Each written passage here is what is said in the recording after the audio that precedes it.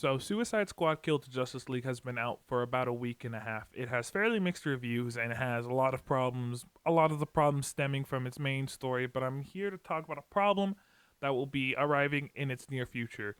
So, in recent leaks, it seems that the Justice League will be coming back, as in these leaks, there are lines from Brainiac that infer the Justice League will be returning to our side at some point within the game's future. Which, if you're paying attention to the main story, you can clearly tell the Justice League we fight isn't the real one.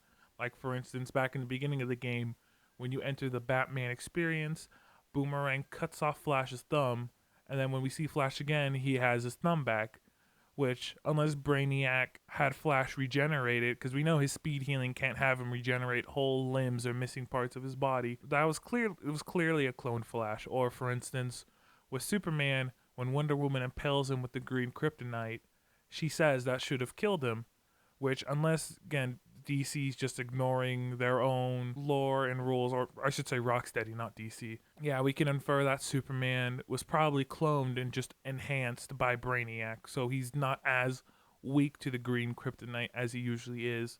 So say this becomes true and we do go end up saving the actual league from Brainiac. People will start asking, can we play as a Justice League? Which, unless they're willing to compromise and let us play as a Justice League, which hopefully they do, because I would finally love a game that would let me play as the Flash outside of Injustice. But it also makes me wonder how it would work with their gear. Like, take, for instance, Flash as an example again. With his gear, what would we just customize a lightning bolt? Like, would they have to introduce something within the upcoming seasons? Because I definitely don't think we're getting them within the first two seasons. Like, season one is already planned out for Joker. Season two seems to be a Mr. Freeze or Captain Cold esque character. I don't think it'd be within the upcoming two seasons. Maybe four. Maybe actually, you know what? Maybe the back half of three, four, or the end of four at the latest. We might get some hints at a playable Justice League or retrieve them at some point. And maybe at some point that'll set up, say, for instance, a playable Justice League. Like maybe, for instance, you'll have guns that can be dual stats, like one is lightning and then other is fire. So say, for instance, the Justice League do become playable and you are able to play as the Flash, for instance, that feature's already set in there, the dual status effects. Like his lightning bolt can be both lightning and fire. Like that would make sense. Which now I'm thinking about, I really do want to make a video talking about how the actual Justice League would play in this game if they were added. Let me know in the comments if you all want me to do that, because I think it would be fun to theorize how a playable Justice League would play in this sort of game when it's kind of not, it's more around ranged combat than anything. Like I think Superman could work fine with his heat vision, I don't know, with his freeze breath. I feel like that would work fine. Green Lantern would be fine, but I think characters like Batman and Flash would be, you would have to essentially not redesign, but essentially change the gameplay. Like Batman, you just give him how he plays in the Arkham series, but it would still be weird for a character like Batman because this game is range oriented. It'd be weird to be up in their face like that. Same thing with Flash too.